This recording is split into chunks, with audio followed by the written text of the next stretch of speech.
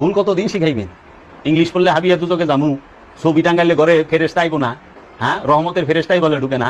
কোন হাজি সাহেব ছবি ছাড়া মক্কা শরীফে ঢুকে? তো কাবা শরীফের মধ্যে ফেরেশতাই নাই, সব গেছে গা। প্রত্যেকটা হাজির গলায় ছবি থাকে না? পাসপোর্ট নাই সাথে? হ্যাঁ, বাংলাদেশের পতাকা নাই? আচ্ছা, সৌদি আরব বড়া বাদশার ছবি নাই? ছবি নাই? এমন কোন অফিসটা আছে যে অফিসের মধ্যে সৌদির বাদশাকে ছবি নাই? সারা সৌদি আরবে কোনো ফেরেশতা নাই, উড়ে গেছে না সব?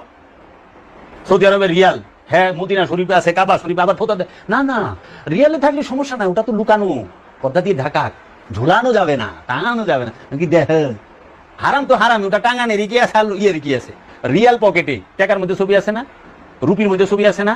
রিয়ালের মধ্যে ছবি নাই, ডলারের মধ্যে ছবি নাই?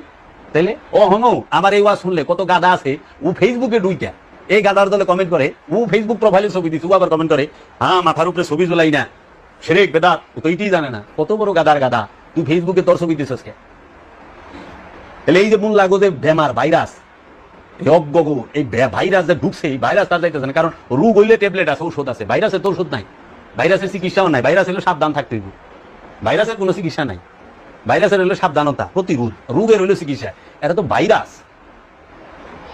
ইংলিশ পড়লে হাবিয়া দুদকে যে বহন দেখেন মোল্লারা টাস টাস ইংলিশ কয়, হয় না বাবা? এই জাহাজ হারি টাস টাস ইংলিশ কয়।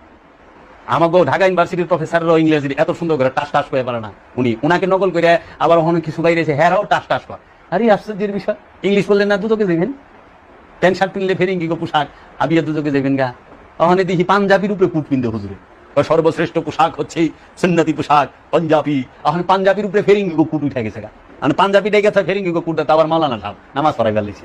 হ্যাঁ, জায়গা মাথা ধরলে পারে হুজুর, কামরা করলে কুরু কুরু আর তোমরা করলে মাকরু।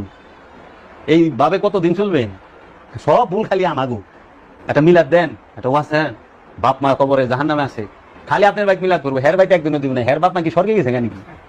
খাওয়ায় পাইছেন মৌলবীর বাইক দাওয়াত কোনোদিন? তাহলে কেমন হইব? এর লেগে বিখ্যাত সুন্নি আলেম তাহের আল কাদরি আর সৈয়দ হাশমি মিয়া এবং সৈয়দ নুরানি মিয়া, সৈয়দ মাদানী মিয়া, ওনারা বলছেন যে এই মৌলবীরা কোনোদিন দাওয়াত খাওয়ায় দেখছেন, উনিও তো আলেম, বাবু ভাইতে নিয়ে কোনোদিন ডাইকে খাওয়াইছে, জাহেন বাবা আজকে আমার বাড়িতে দাওয়াত, আমি একটু মিলাদ মুলাদ পড়ামুই। এর মিলাদের দরকার নাই, এর দোয়ার দরকার নাই। এবার পিছিয়ে যারা নামাজ পড়ে তাগো সোয়াব যা, এরও সোয়াব তাই। এখানে বুঝতেই বা আমাগো।